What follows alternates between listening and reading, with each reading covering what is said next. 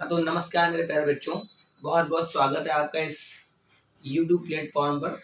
और आज का हमारा जो केमिस्ट्री का टॉपिक है 11th inter NEET JEE mains advance के लिए, उसका नाम है ऑप्टिकल आइसोमेरिज्म। तो जिन जिन बच्चों को ऑप्टिकल आइसोमेरिज्म टोटली समझना है, बहुत बच्चे परेशान रहते हैं सर कि ऑप्टिकल आइसोमेरिज्म कैसे समझें, कैसे सीखें। तो बेटा इस वन शॉर्ट वीडियो में आप ऑप्टिकल आइसोमेरिज्म को समझ सकते हैं। हाँ, इसके कई सारे पार्ट में वीडियो आएंगे, जैसे एनेंशियोमर अलग बताया जाएगा, मेसो कंपाउंड्स अलग से बताया जाएगा, डायस्टेरियोमर्स अलग आएगा, टोटल स्टेरियोमर्स कैसे होगा वो अलग होगा। मगर इसमें जो मैं एक्सप्लेन करूंगा वो भाई मेरे ऑप्टिकल आइसोमेरिज्म मेरे बच्चा क्या होता है और कौन कौन से कंपाउंड मेरे पास ऑप्टिकली एक्टिव होते हैं। तो मैं बात करता हूँ अपने ऑप्टिकल आइसोमेरिज्म की। तो भाई मेरे पास कुछ कंपाउंड्स ऐसे होते हैं, कोई दो कंपाउंड्स ऐसे होंगे जिनके मॉलिक्यूलर फॉर्मूले सेम होंगे।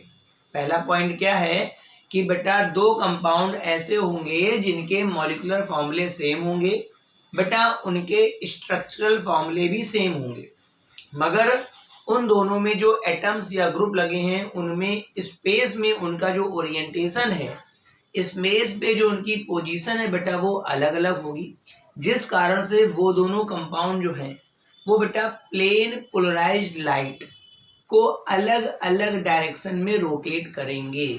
सर ये प्लेन पोलराइज्ड लाइट क्या होता है? तो पहले मैं इस टॉपिक को स्टार्ट करने के पहले मैं बताऊंगा बेटा पीपीएल। बेटा आईपीएल नहीं बोल रहा हूँ, क्या बोल रहा हूँ बेटा? पीपीएल बोल रहा हूँ। पीपीएल का पूरा नाम होता है बेटा प्लेन पोलराइज्ड लाइट। हमारी जो ऑर्डनरी लाइट होती है, हमारी जो सिंपल लाइट है, उसमें बेटा लाइट जो होता है वो वाइब्रेशन के फॉर्म में आगे बढ़ता है, मगर हमारे पास जो सिंपल लाइट होती है उसमें लाइट के जो वाइब्रेशन होते हैं बेटा वो सारे डायरेक्शन में होते हैं। ध्यान से बात सुनिए, मेरे पास जो ऑर्डनरी लाइट होती है बेटा उसमें लाइट के जो वाइब्रेशन होते हैं बेटा वो सभी डायरेक्शन में होते हैं। मतलब वाइब्रेशन ऐसे भी हो रहा है, वाइब्रेशन ऐसे भी हो रहा है, वाइब्रेशन ऐसे भी हो रहा है, वाइब्रेशन ऐसे भी हो रहा है। मतलब in a simple light all the vibrations are present. तो उसको बोलते हैं बेटा हम लोग नॉन पोलराइज्ड लाइट। क्या बोलेंगे बेटा? नॉन पोलराइज्ड लाइट बच्चा बोल देंगे, ठीक है। अब इसको अगर मैं निकोल प्रिज्म, एक बेटा प्रिज्म आता है जिसको मैं बोलता हूँ निकोल प्रिज्म। बेटा क्या बोलता हूं मैं? निकोल प्रिज्म, ठीक है। प्रिज्म जैसा दिख नहीं रहा है मगर इसको निकोल प्रिज्म बोलते हैं, ठीक है। मैं अपनी नॉन पोलराइज्ड लाइट को जब इसमें से पास करूंगा ना तो इसके बेटा सारे डायरेक्शन के वाइब्रेशन कट जाएंगे, केवल एक डायरेक्शन का वाइब्रेशन बचेगा। तो जिस लाइट में वाइब्रेशन एक डायरेक्शन का बचेगा, जिस लाइट में वाइब्रेशन बेटा एक डायरेक्शन का बचेगा उसे मैं बोलता हूं बेटा प्लेन पोलराइज्ड लाइट। इसी को मैं पीपीएल बोलूंगा। क्या बोलूंगा बेटा? पीपीएल। यानी कि इसके वाइब्रेशन बेटा इस डायरेक्शन में ही हो रहे हैं, मतलब इसके जो वाइब्रेशन है बेटा वो इस डायरेक्शन में हो रहे हैं, वो केवल एक डायरेक्शन में है। तो ये मेरे पास है बेटा पीपीएल। अब सर इसका हम करेंगे क्या? आ तो गई लाइट हमारे पास, इससे क्या हम लोग पढ़ाई करेंगे? नहीं बेटा, इससे हम पढ़ाई तो नहीं करेंगे। हमारे पास कुछ ऑर्गेनिक कंपाउंड्स ऐसे होते हैं, जिनके मॉलिक्यूलर फॉर्मूले भी सेम होते हैं, जिनके लिख देता हूं बेटा स्टार बना करके, मॉलिक्यूलर फॉर्मूले भी सेम होते हैं, जिनके स्ट्रक्चरल फॉर्मूले भी बेटा क्या होते हैं? सेम होते हैं। मगर जब मैं उन दोनों कंपाउंडों में बारी बारी से इस पीपीएल को डालता हूं, ठीक है, मान लो मेरे पास दो कंपाउंड थे, ठीक है, जिनके मॉलिक्यूलर फॉर्मूले भी सेम थे और स्ट्रक्चरल फॉर्मूले भी सेम। मान लो पहला कंपाउंड है CABED, अगला कंपाउंड है CABED। देखो दोनों कंपाउंड बिल्कुल सेम दिख रहे हैं, दोनों के मॉलिक्यूलर फॉर्मूले सेम दिख रहे हैं। इसका स्ट्रक्चर अगर मैं ड्रा करूं तो हो सकता है C पे A इधर लगा दूं, B इधर लगा दूं, E इधर लगा दूं और D। और देखो इसके स्ट्रक्चर में थोड़ा सा एटम्स का ओरिएंटेशन चेंज होगा, ठीक है। C पे इधर A लगा दूं, इधर E लगा दूं, इधर B और इधर। देखिए ध्यान से, यहाँ B और E का स्पेस में बेटा पोजीशन चेंज हो गया है ना, तो यहाँ पर होगा ये कि मेरे पास जो दोनों मॉलिक्यूल है, यहाँ पर होगा ये कि मेरे पास जो दोनों मॉलिक्यूल है बेटा, इनमें से एक जो है, जब मैं इस पे पीपीएल पास करूंगा, जब मैं इस पे पीपीएल पास करूंगा तो ये इस लाइट को हो सकता है क्लॉकवाइज घुमा दे, और जो दूसरा फॉर्म होगा बेटा वो इसे कैसा घुमा देगा, एंटी क्लॉकवाइज। मतलब एक जो है बेटा, एक फॉर्म इनमें से ऐसे क्लॉकवाइज घुमा देगा। देखिए क्लॉकवाइज घूम गया, मतलब ऐसे से बेटा ऐसा हो गया, और जो दूसरा फॉर्म है बेटा वो ऐसा घुमा देगा। मतलब कैसा घुमा देगा बेटा, एंटी क्लॉकवाइज घुमा देगा। मतलब the compounds containing same molecular formula, the compound containing same molecular formula and also same क्या, structural formula, but rotate ppl light in opposite direction are known as stereoisomers. मतलब कुल मिला के इनको हम बोलता हूँ ऑप्टिकल आइसोमर्स। मतलब स्टीरियो तो है ही है, बाकी ये जो दो कंपाउंड होंगे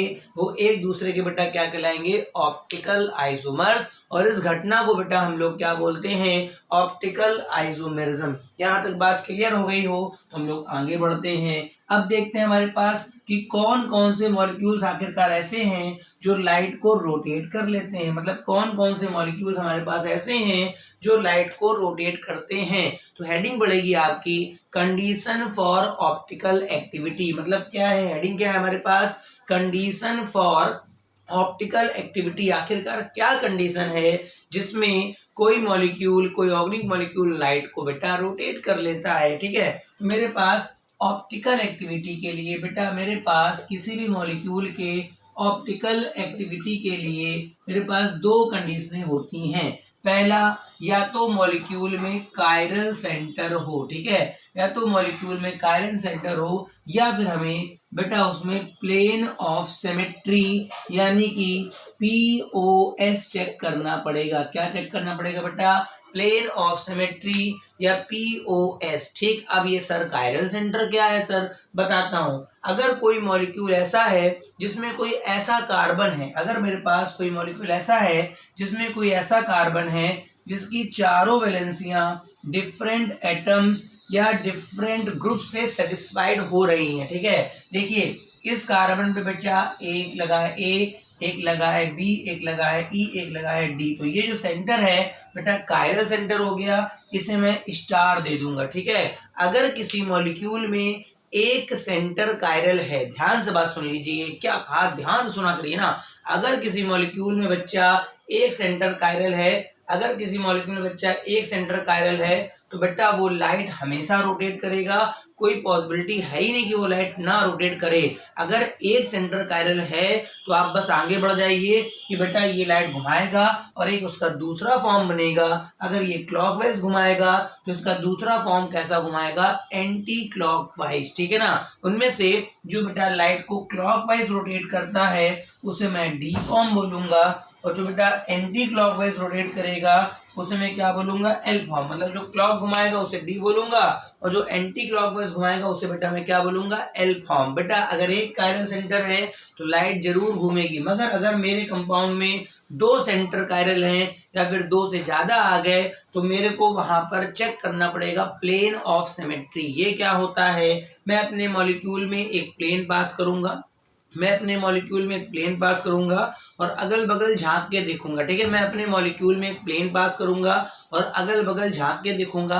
अगर अगल बगल सेम आ गया तो मैं बोलूंगा प्लेन ऑफ सिमेट्री प्रेजेंट है। ठीक है, अगर प्लेन ऑफ सिमेट्री बेटा प्रेजेंट होता है तो वो मॉलिक्यूल लाइट नहीं घुमा पाता है, वो मॉलिक्यूल ऑप्टिकली इनएक्टिव हो जाता है।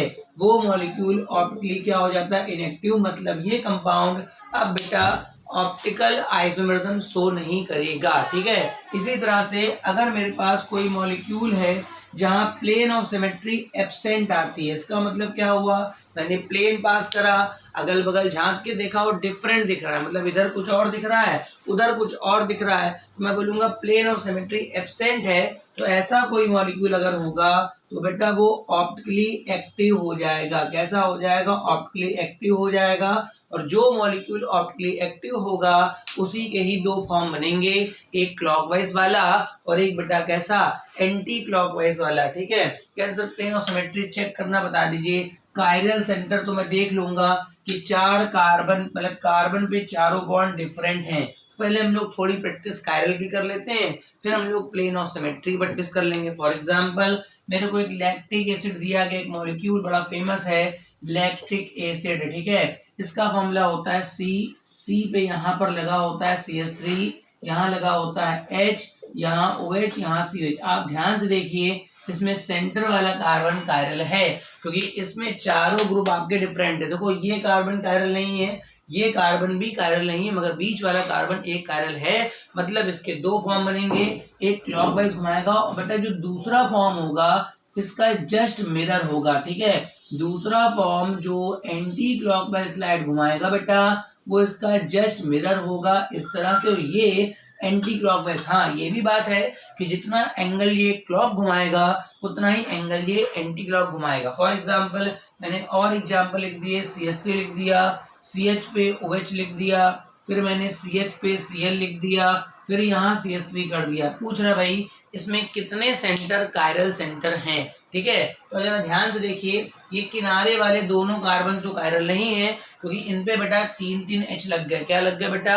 3 H लग गया। मगर जरा इस वाले सेंटर को ध्यान से देखिए, इस वाले सेंटर पे एक मेथिल लगा है बेटा, एक OH लगा है, एक H और एक बेटा इतना बड़ा ग्रुप अलग से लगा हुआ है, तो इसके चारों बॉन्ड डिफरेंट हैं, तो ये सेंटर कायरल है। इसी तरह से ये सेंटर भी कायरल है, क्योंकि देखिए एक सेंटर पे Cl है, एक जगह पे H है मेथिल और एक इतना बड़ा ग्रुप जो कि डिफरेंट है, तो ये सेंटर भी मेरे पास बेटा क्या है? कायरल है, ठीक है। अगर मैं कोई साइक्लिक कंपाउंड ले लूं, जैसे मान लो ऐसे बना करके मैंने यहाँ Cl लगा दिया, क्या सर ये सेंटर कायरल है क्या? और भी चेक कर लेते हैं भाई। इस सेंटर में बताइए एक Cl लगा है, एक बेटा H लगा होगा, चलो ये दो तो डिफरेंट हो गए। मगर देखिए इस वाले बॉन्ड में गए तो इधर CH2 मिला, इस वाले बॉन्ड में गया बेटा उधर CH2 मिला, और आगे गया फिर CH2 मिला, और आगे गया फिर CH2 मिला, और फिर कॉमन कार्बन आ गया। ओवरऑल ये दो बॉन्ड बेटा इक्विवेलेंट हैं, चाहे लेफ्ट में जाओ और चाहे राइट में जाओ दोनों इक्विवेलेंट हैं। इस वजह से ये कार्बन कायरल नहीं है और ये ऑप्टिकली एक्टिव भी नहीं होगा। अच्छा, अगर मैं इसी में थोड़ा सा चेंज कर देता, अगर यहाँ पर Cl छोड़ के यहाँ एक Br लगा देता, ठीक है, तो बेटा अब इस मॉलिक्यूल में दो सेंटर कायरल हो गए। ये Cl वाला भी कायरल, क्योंकि Cl पे बेटा एक H लगा हुआ है, इधर गया CH2 मिला, उधर गया CH2, चलो अभी सेम है। मगर इधर आगे Br नहीं मिलेगा, उधर आगे Br मिलेगा, लेफ्ट और राइट का बिल्कुल डिफरेंट हो गया, तो ये सेंटर कायरल है। इसी तरह से बेटा Br वाला सेंटर भी कायरल है, ठीक है। कुल मिला के मतलब ये हुआ कि अगर किसी कार्बन पर आपको चारों बॉन्ड डिफरेंट दिखाई पड़ते हैं तो वो वहां पर कायरल सेंटर होगा। अगर मान लो किसी के पास एक सेंटर कायरल है तो वो लाइट जरूर घुमाएगा। दो सेंटर कायरल होने पर आपको देखना पड़ता है कि वहाँ प्लेन ऑफ सिमेट्री तो नहीं है। प्लेन ऑफ सिमेट्री क्या है? फॉर एग्जांपल मैंने ऐसे ग्लास बना लिया और उसमें अगर 20 से प्लेन डाल दें तो देखो लेफ्ट और राइट का पोर्शन बिल्कुल क्या है? सेम है। मतलब इसमें POS प्रेजेंट है। तो बेटा जिसमें प्लेन ऑफ सिमेट्री प्रेजेंट होती है ना बेटा, वो लाइट नहीं घुमाता। अगर मैं इसके बदले यहाँ कप बना लेता, ऐसे बना लेता, ऐसे गुंडी लगा देता इस तरह से, अब प्लेन डालता, तो बेटा अब यहाँ सिमेट्री नहीं आ रही, क्योंकि उधर देखो ये हैंडी है मगर यहाँ पर नहीं है, तो इसमें प्लेन ऑफ सिमेट्री एब्सेंट है। और जिस कंपाउंड में बेटा प्लेन ऑफ सिमेट्री एब्सेंट हो गई, बहुत ध्यान से बात सुन लीजिए, जिस कंपाउंड में बेटा प्लेन ऑफ सिमेट्री एब्सेंट हो गई वो कंपाउंड हमेशा लाइट रोटेट करेगा, चाहे कुछ भी हो जाए। अब मैं आपको 3 एग्जांपल लिख के दे रहा हूँ, टार्ट्रिक एसिड के, बड़े फेमस हैं। जैसे फॉर एग्जांपल टार्ट्रिक एसिड का फॉर्मूला ऐसे होता है, COOH लगा होता है, यहाँ H होता है, यहाँ OH होता है, यहाँ पर मैं OH कर रहा हूँ, यहाँ पर H, और यहाँ मेरे पास CH। टार्ट्रिक एसिड का एक फॉर्म ये बनता है बेटा। इसी तरह से टार्ट्रिक एसिड का एक फॉर्म ये बनता है COOH, इधर आपका OH हो जाता है, इधर आपका H, इधर आपका H, इधर आपका OH, और नीचे हो जाता है COOH। एक लास्ट फॉर्म टार्ट्रिक एसिड का बेटा बनता है ऐसे, यहाँ पर होता है COOH, इधर बेटा होता है H, इधर OH, इधर बेटा H, इधर OH, और इधर होता है COH। अब ध्यान से देखिएगा, टार्ट्रिक एसिड के मैंने 3 फॉर्म बनाए हैं। इसमें ये सेंटर कायरल है, और ये सेंटर भी कायरल। सर कैसे पता लग गया आपको? देखो भाई, इस सेंटर पे यहाँ पर बेटा H है, ये OH है, ये CH और ये इतना बड़ा सा ग्रुप जा रहा है, ठीक है। इसी तरह से इस सेंटर पे भी ये H है, OH से इतना बड़ा, मतलब 2 सेंटर कायरल हैं। इसी तरह से ये सारे सेंटर आपके कायरल हैं, दोनों में 2-2 कार्बन कायरल है, ठीक है। अब देखो भाई, मेरे को 2 सेंटर कायरल हैं। मैंने आपसे कहा कि प्लेन ऑफ सिमेट्री, अगर 2 कार्बन का, अगर एक कार्बन कायरल है तो आप प्लेन ऑफ सिमेट्री मत चेक करिए, वो कंपाउंड ऑप्टिकली एक्टिव होगा ही होगा। अगर आपके मॉलिक्यूल में एक सेंटर कायरल है, आप मत चेक करिए, मॉलिक्यूल ऑप्टिकली एक्टिव होगा ही होगा। मगर अगर 2 सेंटर कायरल आ गए तो आप प्लेन ऑफ सिमेट्री चेक करेंगे। अगर प्लेन ऑफ सिमेट्री प्रेजेंट है तो लाइट नहीं घूमेगी, अगर एब्सेंट है तो लाइट घूमेगी। तो देखो मैंने 20 से यहाँ प्लेन पास कर दिया, ठीक है। जब मैंने 20 से प्लेन पास करा बेटा, तो OH का मिरर H नहीं होता, H का मिरर OH नहीं होता, मतलब मिरर नहीं मिल रहा है। क्या नहीं मिल रहा है? मिरर नहीं मिल रहा है, मतलब प्लेन ऑफ सिमेट्री एब्सेंट है, ठीक है। एब्सेंट हो गई, मतलब ये कंपाउंड ऑप्टिकली एक्टिव हो जाएगा, लाइट को रोटेट कर देगा। अब सेकंड वाले फॉर्म में मैंने ये प्लेन पास करा, जब मैंने ये प्लेन पास करा तो H का मिरर OH नहीं, OH का मिरर H नहीं, ठीक है, CH का CH है, अगर पूरा तो मिरर नहीं है तो यहाँ पर भी आपका प्लेन ऑफ सिमेट्री एब्सेंट हो गया। अगर ये एब्सेंट हो गया तो मॉलिक्यूल ऑप्टिकली एक्टिव आ गया।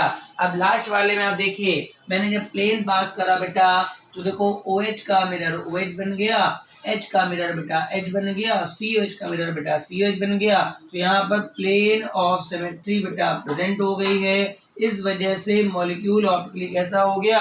इनएक्टिव हो गया। मतलब अगर किसी मॉलिक्यूल में 2 सेंटर कायरल हैं, उसके बाद भी हो सकता है कि वो लाइट रोटेट ना करे। तो देखो ये जो मॉलिक्यूल है इसमें 2 सेंटर कायरल हैं, यहाँ पर ये सेंटर कायरल है और ये सेंटर भी कायरल है, मगर फिर भी लाइट नहीं, लाइट घुमा रहा है फिलहाल, तो ये पूरा मॉलिक्यूल कायरल कहलाएगा। क्या कहलाएगा? कायरल। ये भी लाइट घुमा रहा है तो ये पूरा मॉलिक्यूल कायरल कहलाएगा। मगर यहाँ पर 2 सेंटर कायरल होने के बाद भी प्लेन ऑफ सिमेट्री आ गई, इस वजह से ये मॉलिक्यूल ए कायरल कहलाएगा। क्या कहलाएगा? ए कायरल। यहाँ पर 2 सेंटर कायरल हैं, उसके बाद भी ये पूरा मॉलिक्यूल लाइट रोटेट करने में असमर्थ है, क्योंकि इसमें प्लेन ऑफ सिमेट्री आ गई। इस वजह से ये मॉलिक्यूल क्या कहलाएगा? ए कायरल। तो जो लाइट रोटेट कर देता है फाइनली, उसे हम कायरल बोलते हैं, और जो नहीं कर पाता है उसे हम क्या बोलते हैं? ए कायरल। तो ये हमारे पास आज का टॉपिक था। क्या था हमारे पास कि भाई मेरे पास ऑप्टिकल एक्टिविटी क्या है, ठीक है। अब मैंने बताया कि अगर मान लो कोई मॉलिक्यूल लाइट घुमा रहा है तो उसके 2 फॉर्म बनेंगे। उसमें से बेटा एक फॉर्म क्लॉकवाइज लाइट घुमाएगा और दूसरा फॉर्म बेटा एंटी क्लॉकवाइज घुमाएगा। जैसे मैंने लैक्टिक एसिड का लिखा तो C पर, यहाँ मेरे पास CH3 हो गया, यहाँ H हो गया, यहाँ OH हो गया, ये मेरे पास CH हो गया। इसका जो मिरर बनेगा C पे, इधर CH3 हो गया, इधर OH हो गया, इधर H और CH, ठीक है। आप देख सकते हैं दोनों में एक एक सेंटर कायरल है। ये लैक्टिक एसिड का एग्जांपल है। मान लो अगर ये D फॉर्म है, ये D फॉर्म है, तो ये वाला फॉर्म कौन सा होगा? L। इसे हम प्लस भी बोलते हैं और इसे हम क्या बोलते हैं? माइनस भी बोलते हैं। फिलहाल ये दोनों फॉर्म एक दूसरे के इनेंसियोमर्स कहलाते हैं। मगर ये हमारा अगला सेगमेंट चला जाएगा, इनेंसियोमर्स, डायस्टेरियोमर्स और मेसो कंपाउंड्स, वो नेक्स्ट सेगमेंट वाली बात है, ठीक है। तो ये हमारा है इनेंसियोमर में आएगा, उसको हम लोग अपने नेक्स्ट वीडियो में डिस्कस करेंगे कि इनेंसियोमर्स क्या होते हैं। तो आज मैंने सिखाया, अगर मेरे पास कुछ मॉलिक्यूल ऐसे होते हैं, अगर मेरे पास कुछ मॉलिक्यूल ऐसे होते हैं ऑर्गेनिक के, जिनके मॉलिक्यूलर फॉर्मूले सेम होते हैं, उनके स्ट्रक्चरल फॉर्मूले भी सेम होते हैं, मगर एटम और स्पेस की जो उनमें ग्रुप्स की पोजीशन है उसको डिफरेंट होने की वजह से उनका पीपीएल घुमाने का जो डायरेक्शन है वो अलग अलग होता है। तो ऐसे मॉलिक्यूल ऑप्टिकल आइसोमर्स कहलाते हैं। उनमें से दोनों जो मॉलिक्यूल होंगे एक दूसरे के जस्ट मिरर इमेज होंगे, कभी एक दूसरे पर ओवरलैप नहीं करेंगे, एक दूसरे के मिरर आएंगे। हाँ, उन दोनों मिरर को हम इनेंसियोमर्स बोलते हैं। और इनेंसियोमर्स की जानकारी जानकारी मेरे नेक्स्ट वीडियो में आएगी। ठीक है, अब एक बात कर लेते हैं, हमारे पास छोटा सा पॉइंट है कि जो लाइट घूमती है जिसे हम ऑप्टिकल रोटेशन बोलते हैं, जो लाइट घूमती है जिसे हम ऑप्टिकल रोटेशन बोलते हैं, वो किन किन बातों पर डिपेंड करती है। तो दो प्रकार के रोटेशन है, एक सिंपल रोटेशन है, एक होता है स्पेसिफिक रोटेशन। दो प्रकार के लाइट के रोटेशन होते हैं, एक होता है सिंपल रोटेशन और एक होता है बेटा स्पेसिफिक रोटेशन। तो एक मेरे पास हो गया सिंपल, हम बोलते हैं रोटेशन बोलते हैं, रोटेशन, और दूसरा बेटा हमारे पास होता है स्पेसिफिक रोटेशन। ये दोनों में डिफरेंस क्या है? ठीक है, मेरे पास जो रोटेशन है, ठीक है भाई, आपने जो सैंपल लिया होगा, आपने सैंपल किसी कांच की ट्यूब में लिया होगा। ठीक है, आपने सैंपल जो लिया होगा किसी कांच की ट्यूब में लिया होगा और इसमें से आपने पीपीएल पास करी होगी और ये या तो क्लॉक घूम गया होगा और ये एंटी क्लॉक। तो मैं ये बताने जा रहा हूँ कि यहाँ जो रोटेशन हुआ है वो किन किन बातों पर डिपेंड करता है।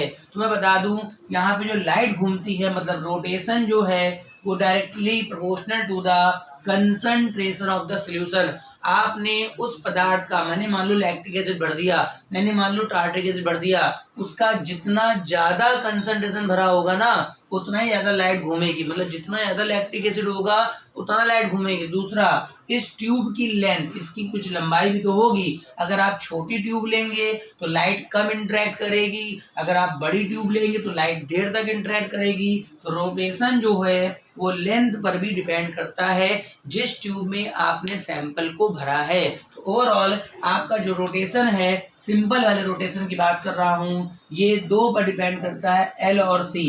दोनों को मैंने एक साथ लिख लिया है। अब यहाँ पर बच्चा एक कांस्टेंट लगाओगे, आर बराबर आर थीटा लिख देते हैं, एल इंटू सी। अच्छी तरह पता है इसका भी कुछ ना कुछ नाम होगा। तो ये जो आर थीटा है इसका नाम बेटा क्या होता है? Specific rotation. और ये एक फिक्स वैल्यू होगी, इसे हम फिजिक्स के तरीके से डिफाइन करेंगे। अगर हम लोग इसकी लंबाई, अगर अपने ट्यूब की लंबाई ले लें 1 डेसीमीटर ले लें, बहुत छोटी ट्यूब होती है, और कंसंट्रेशन ले लें 1 ग्राम पर ml ले लें। ठीक है, बताइए इन दोनों को मैंने 1 कर दिया तो R बराबर क्या हो जाएगा? R theta. मतलब जो स्पेसिफिक रोटेशन होता है बेटा वो रोटेशन के इक्वल ही होता है। मगर कब होता है? जब आपके ट्यूब की लेंथ कितनी हो बेटा? 1 सेंटीमीटर, और उसमें जो आपने पदार्थ घोला है उसका जो कंसंट्रेशन है बेटा वो कितना होना चाहिए? 1 ग्राम पर ml। तो इन दोनों को फिक्स करते हुए जो रोटेशन आएगा उसका नाम होता है बेटा स्पेसिफिक रोटेशन। ठीक है, यहाँ तक बात क्लियर है? इसके न्यूमेरिकल भी इस फॉर्मूले के कभी कभी आ जाते हैं। अब मेरे बात ध्यान सुनेंगे कि रोटेशन किन किन बातों पर डिपेंड करता है, टोटल और स्पेसिफिक रोटेशन। ये भाई बहुत पूछा जाता है, कम लोग बता पाते हैं। रोटेशन बेटा किन बातों पर डिपेंड करता है और जो स्पेसिफिक रोटेशन है वो किन बातों पर डिपेंड करता है? रोटेशन कंसंट्रेशन पे डिपेंड करता है आपके सैंपल के। ठीक है, रोटेशन ट्यूब की लेंथ पे डिपेंड करता है, रोटेशन जो आप लाइट पास कर रहे हैं उसकी वेवलेंथ पर भी डिपेंड करता है। ठीक है, आपका जो सैंपल है उसके नेचर ऑफ सैंपल, मतलब क्या पदार्थ है, नेचर ऑफ सैंपल पर भी डिपेंड करता है। जो आपका सैंपल है उसके नेचर पर भी आपका डिपेंड करता है। बात समझे? तो जो रोटेशन है वो इन 4 बातों पर डिपेंड करता है। भाई कितना सी है, कितना एल है, आपकी लाइट का लेमडा क्या है और आपका सैंपल क्या है। मान लो आपने ग्लूकोज डाला तो उसका रोटेशन अलग होगा, फ्रक्टोज का अलग होगा। अब जो आर थीटा है बेटा, आर थीटा सोचो कब निकला था? जब लेंथ 1 थी और सी भी 1 था। मतलब आर थीटा तभी निकलेगा जब लेंथ और सी कांस्टेंट होंगे। ठीक है, तो कुल मिला के जो आर थीटा है वो लेमडा पर डिपेंड करेगा और नेचर ऑफ सैंपल पर डिपेंड करेगा। नेचर ऑफ सैंपल, अगर आपने सैंपल बदल दिया तो आर थीटा बदलेगा, अगर आपने लाइट की वेवलेंथ बदल दी तो आर थीटा बदलेगा। ऑब्जेक्टिव पूछ देगा आपसे कि रोटेशन किन किन बातों पर डिपेंड करता है बेटा और स्पेसिफिक रोटेशन किन किन बातों पर डिपेंड करता है। तो रोटेशन हमारे 4 बातों पर डिपेंड करता है और जो स्पेसिफिक है वो तब आता है जब लेंथ 1 हो और आपका सी भी 1 हो। तो वो 2 बातों पर डिपेंड करता है, केवल लेमडा और नेचर ऑफ द सैंपल। तो ये मेरे पास ऑप्टिकल आइसोमेरिज्म का पूरा लेक्चर था। अब इसके बाद जो इसके आगे वाले टॉपिक्स हैं, इनेंशियोमर्स क्या है, डायस्टेरियोमर्स क्या है, मेसो कंपाउंड्स क्या है, आरएस नोमेनक्लेचर क्या है, तो ये सारा जो है वो आगे के वीडियोस में आएगा। उम्मीद है आपको ये optical isomerism with rotation and specific rotation समझ में आ गया होगा।